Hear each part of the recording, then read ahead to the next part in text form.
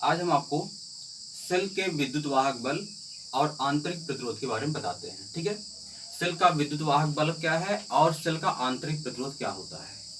आप जानते हैं कि जो सेल होता है, विद्युत सेल जिसको हम कहते हैं, यह एक ऐसी डिवाइस होती है या एक ऐसी युक्ति होती है, ठीक है, जो रासायनिक ऊर्जा को विद्युत ऊर्जा में कन्वर्ट करती है, बदल देती है और किसी सर्किट में करंट फ्लो को लगातार मेंटेन रखती है, बनाए रखती है। ठीक है, तो किसी परिपथ में विद्युत धारा के प्रवाह को लगातार बनाए रखने के लिए ऐसी युक्ति जो कि रासायनिक ऊर्जा को विद्युत ऊर्जा में कन्वर्ट कर दे, बदल दे, उस युक्ति को हम क्या कहते हैं? सेल कहते हैं। ठीक है, सेल जो होता है दो तरह के होते हैं, प्राथमिक और द्वितीयक।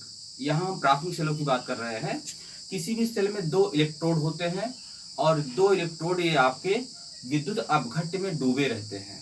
ठीक है, इसमें एक को हम कहते हैं पॉजिटिव इलेक्ट्रोड, धनात्मक इलेक्ट्रोड कहते हैं, दूसरे को कहते हैं निगेटिव इलेक्ट्रोड कहते हैं।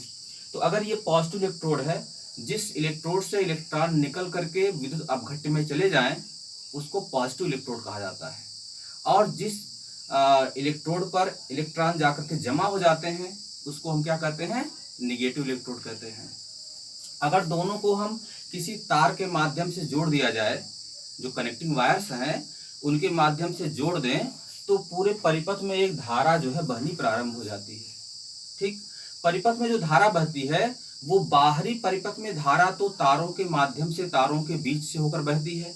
ठीक है, तो बाहरी परिपथ में जो अवरोध लगता है तारों के माध्यम से, कनेक्टिंग वायर्स के माध्यम से, उसको हम एक्सटर्नल रेजिस्टेंस कहते हैं या बाह्य प्रतिरोध कहते हैं, या सामान्य भाषा में उसको हम प्रतिरोध कहते हैं। प्रतिरोध उसको दिखाते हैं, आर से दिखाते हैं, कैपिटल आर।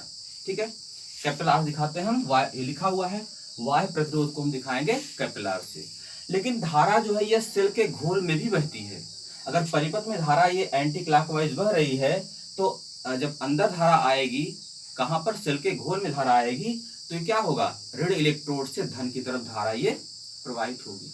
समझ रहे हैं बात को? तो अंदर जो सेल का घोल है वह भी धारा के मार्ग में रुकावट डालता है। तो धारा के मार्ग में जो रुकावट सेल के घोल द्वारा डाला जाता है उसको क्या कहते हैं? आंतरिक प्रतिरोध कहते हैं, या इंटरनल रेजिस्टेंस उसको कहा जाता है। बात क्लियर हुई? सेल को किसी परिपथ में हम इस प्रकार से दिखाते हैं। ये सेल का पॉजिटिव इलेक्ट्रोड है, ये निगेटिव। पॉजिटिव वाला थोड़ा सा बड़ा दिखाते हैं और निगेटिव वाला आपका छोटा दिखता है।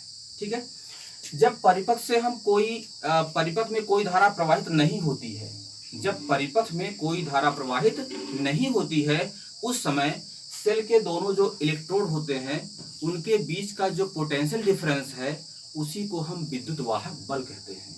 विद्युत वाहक बल सेल के दोनों इलेक्ट्रोडों के बीच का पोटेंशियल डिफरेंस ही है जब सेल से कोई धारा नहीं ली जाती है। वास्तव में सेल के घोल में अगर ये दोनों प्लेटें डूबी हुई हैं, तो इस धनात्मक प्लेट के पास अगर हम थोड़ी सी दूर पे, बहुत नजदीक ही एक बिंदु ए ले लें, ठीक है, तो ए बिंदु के विभव से थोड़ा सा ऊंचा विभव किसका होगा? इस इलेक्ट्रोड का होगा। ठीक है ना? तो अगर इस पी इलेक्ट्रोड और ए बिंदु के बीच का विभवांतर निकाले हम, तो एक पॉजिटिव वोल्टेज आपको मिलेगा। पोटेंशियल डिफरेंस जो है एक पॉजिटिव रूप में मिलेगा। तो मान लीजिए पॉजिटिव इलेक्ट्रोड और बिंदु ए के बीच का जो पोटेंशियल डिफरेंस है उसको हम V+ से दिखाएं। किससे? V+ से। इसी प्रकार से अगर जो निगेटिव इलेक्ट्रोड है इसके पास में कोई बिंदु अगर हम ले लें, ठीक है ना, तो इस निगेटिव इलेक्ट्रोड और बिंदु बी के बीच का जो डिफरेंस है वो ऋणात्मक विभव आपका होगा, विभवांतर आपका मान निगेटिव होगा, उसको हम V- से शो कर दें। अब इन दोनों के बीच का जो डिफरेंस है अगर दिखाया जाए, क्योंकि ये वोल्टेज डिफरेंस आपका निगेटिव में है और यहाँ पर जो आपका पोटेंशियल डिफरेंस है वो पॉजिटिव में है, तो सब्ट्रैक्ट करेंगे आप तो ये ऑलरेडी निगेटिव रहेगा, और सब्ट्रैक्ट करेंगे तो आप एक निगेटिव अलग से रहेगा। तो यहाँ पर जो आपको डिफरेंस मिलेगा उसको कहेंगे E, और वो होता है आपका विद्युत वाहक बल।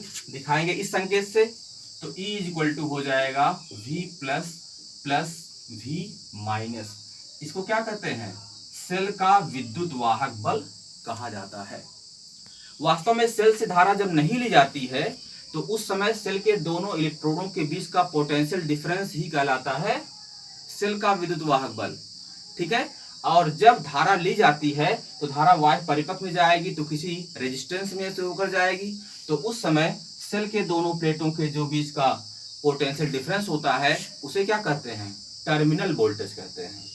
टर्मिनल वोल्टेज उसको कहा जाता है और उसको दिखाते हैं V से। V टर्मिनल वोल्टेज को किससे दिखाएंगे, V से दिखाएंगे। तो V इज इक्वल टू, अगर निकालना हो कि V की वैल्यू क्या होगी, तो V की वैल्यू E में से, E मतलब क्या है, विद्युत वाहक बल, E में से अगर सब्ट्रैक्ट कर दें, क्या सब्ट्रैक्ट कर दें, इन दोनों प्लेटों के बीच का अंदर का जो विभव है, अगर इन दोनों प्लेटों के बीच का अंदर का विभव निकालना आपको हो तो ओम्स लॉ से निकाल सकते हैं।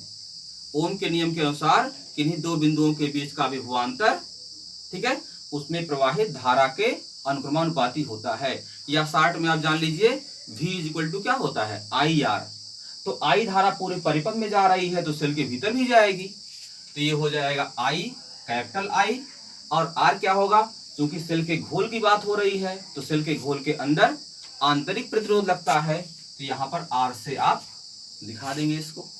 तो यह जब आप पोटेंशियल डिफरेंस को सब्ट्रैक्ट कर देंगे किसमें, विद्युत वाहक बल में से, ठीक है, इसको EMF कहते हैं या इलेक्ट्रोमोटिव फोर्स कहते हैं, तो आपको क्या मिल जाएगा, टर्मिनल वोल्टेज आपको मिल जाएगा।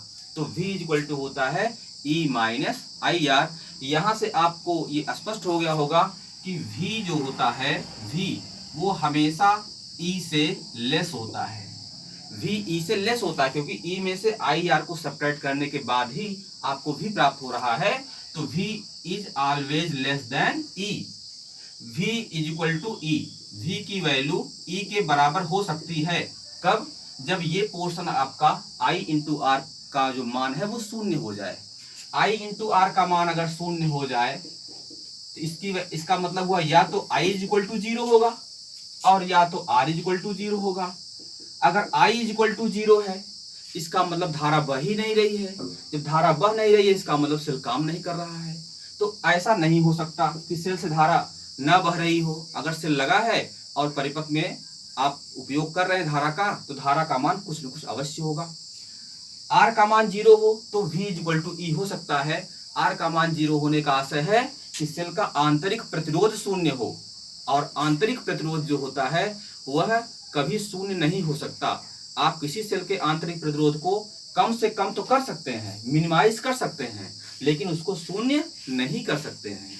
ठीक है, इसलिए शून्य तभी हो सकता है जब सेल लगा ही ना हो, अर्थात परिपथ आपका खुला हुआ हो। तो ये दो कंडीशन है जबकि V इक्वल टू E हो सकता है, और जो कि संभव नहीं है, इसलिए always V is less than E।